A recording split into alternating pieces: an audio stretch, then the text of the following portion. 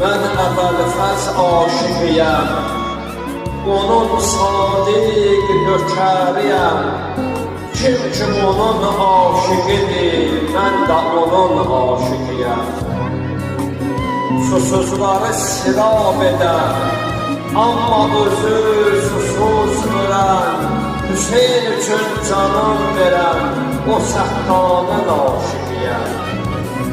Uca boylu Əbəlfəzin qeyrətinin aşiqiyəm. Kərbəlanda qolun verən, Əbəlfəzin aşiqiyəm.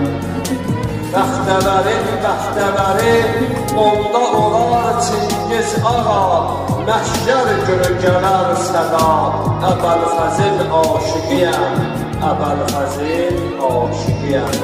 Allah təbarək təala bizləri babul havaz olan